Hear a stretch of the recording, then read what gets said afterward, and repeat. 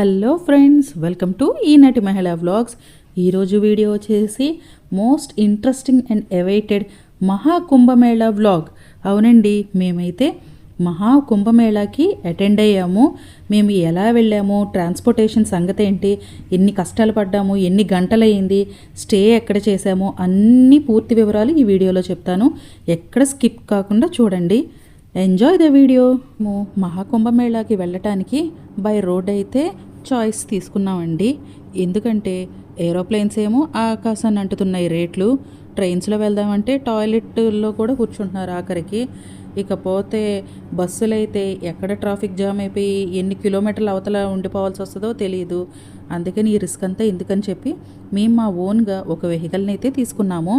అదే అర్బానియా అండి. ఇది 17 సీటర్.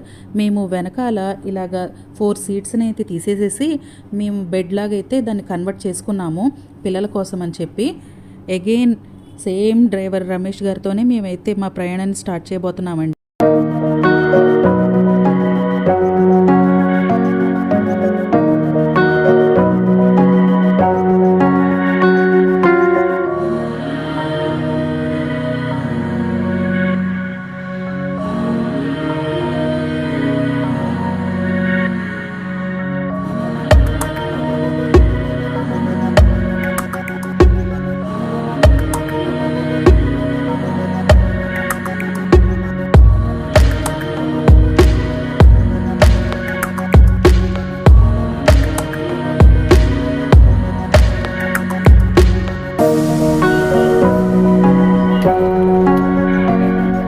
మేము రోడ్ ట్రాన్స్పోర్టేషన్ చాయిస్కి ఎందుకు తీసుకున్నాం అనే దానికి చాలా రీజన్సే ఉన్నాయండి.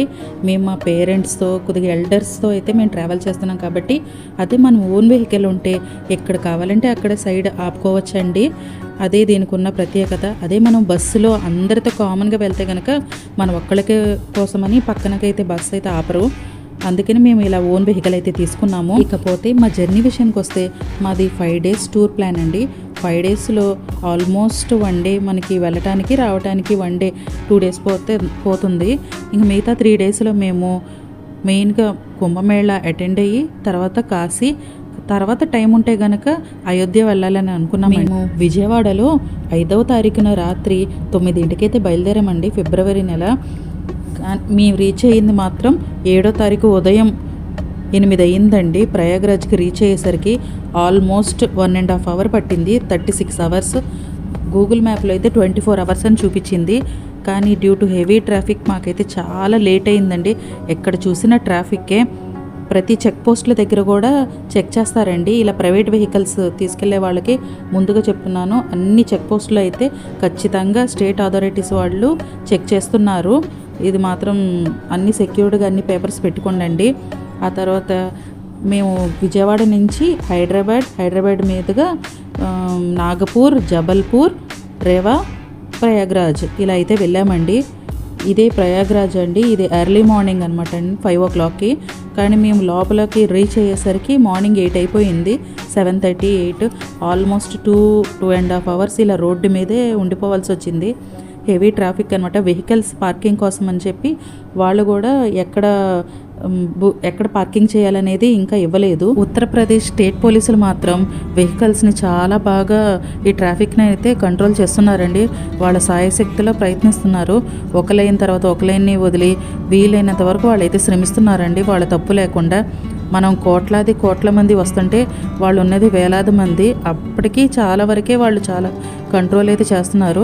అరేంజ్మెంట్స్ కూడా చాలా బాగానే ఉన్నాయి ఇక్కడ. ఆఫ్టర్ 2.5 hours స్ట్రగుల్ మేమైతే లోపలికైతే ఎంటర్ అయ్యామండి. అట్ లాస్ట్ ప్రయాగ్రాజ్ లోపలికి.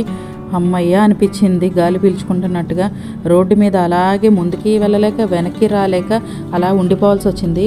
ఎవరైతే ప్రయాగ్రాజ్కి ప్రయాణిస్తున్నారో ముందుగా చెప్తున్నానండి, పేషెన్స్, ఓర్పు, ఓపిక, సహనం అనేది చాలా ఇంపార్టెంట్. ప్రయాగ్రాజ్కి వెళ్ళాలంటే మాత్రం ఎక్కడ పడితే అక్కడ ట్రాఫిక్ ఆగిపోతుంది.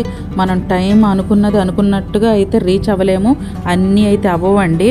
మీరు సెలవులు పెడితే కనుక 2 days ఎక్స్ట్రాగానే పెట్టండి. మీరు 24 hours లోపల రీచ్ అవుతాం అనుకుంటే కనుక అది 36 hours అవ్వచ్చు, 48 hours కూడా అవ్వచ్చు. ఎందుకంటే ఇది మహాకుంభమేళ 144 సంవత్సరాలకు ఒక్కసారి వచ్చేది కాబట్టి ఎక్కడ నుంచో జనాలు తండోపతండాలుగా కోట్లాది మందిగా ప్రపంచం వ్యాప్తంగా ఇక్కడికి వస్తున్నారండి నలుమూలల నుండి. కాబట్టి అందరూ ఇక్కడ స్నానాలు చేయాలి, ముక్తిని పొందాలి అనే ఉద్దేశంతోనే వస్తున్నారు. కాబట్టి మనం అందరికీ వెసులుబాటు కల్పించాలి. సో టైం అయితే చాలా ఇంపార్టెంట్. టైం ఈ టైంలో అయిపోతుందని మాత్రం మీరు అనుకోవద్దు. టైం అడ్జస్ట్మెంట్ చాలా ఇంపార్టెంట్ అండి. ఆఫీసుల నుంచి వచ్చే వాళ్ళు సెలవులు పెట్టుకుంటే 2 days ఎక్స్ట్రా అయితే కంపల్సరీ పెట్టుకోండి. పార్కింగ్ వచ్చేసి అగ్రికల్చరల్ పార్కింగ్ అని ఓల్డ్ నయోని బ్రిడ్జ్కి దగ్గరలో ఇలా పార్కింగ్ అయితే ఇచ్చారండి. ఆల్మోస్ట్ అన్ని బళ్ళు కూడా ఇక్కడే పార్కింగ్ చేస్తున్నారు. దీని ఫీజు కూడా వసూలు చేస్తున్నారండి. అసలు చలి అయితే బయట విపరీతంగా ఉంది. మనం అస్సలు ఎక్స్పెక్ట్ చేయమండి. అట్లీస్ట్ 5 degrees Celsiusలో కానీ అంత చలి ఉంటుంది. మా చేతులు అయితే కనుక బ్లూయిష్గా అయిపోయినాయి, చలికి ఎర్రగా అయిపోయి చాలా చల్లగా ఉందండి. ఒకసారి వ్యూ అయితే ఇలా ఉంది చూడండి. అలాగా ఓల్డ్ నైని బ్రిడ్జ్ అన్ని పార్కింగ్ ప్లేస్ అయితే ఇలా ఉంది. ఇక్కడ కొన్ని వందల సంఖ్యలో అయితే వెహికల్స్ ఇక్కడ పార్కింగ్ చేయబడ్డాయండి. అరేంజ్మెంట్స్ అయితే చాలా బాగున్నాయి. ఇంక మేము వెంటనే అన్ని ప్లాన్ ప్రకారం త్వరగా కుంభమేళాలో వెళ్ళి స్నానాలు ఆచరించాలనుకున్నాము. అక్కడే బయట ట్యాప్ వాటర్ ఉంటే బ్రష్ చేసేసుకుని అక్కడే వాష్రూమ్స్ కూడా ఉన్నాయండి.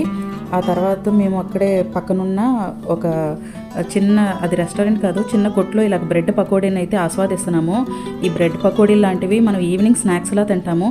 కానీ ఈ బ్రెడ్ పకోడీ కోసమే ఒక లైనే ఉంది, ఒక యుద్ధమే జరుగుతుందండి. ఒక్కొక్క బ్రెడ్ పకోడీ వచ్చి 30 రూపీస్ తీసుకుని మరి తింటున్నాము. చెప్పాను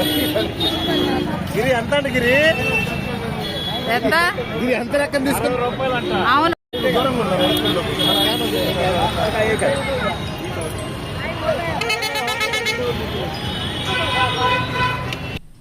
ఇదేనండి ఓల్డ్ నయోని బ్రిడ్జ్ నా వెనక కనిపిస్తున్నది.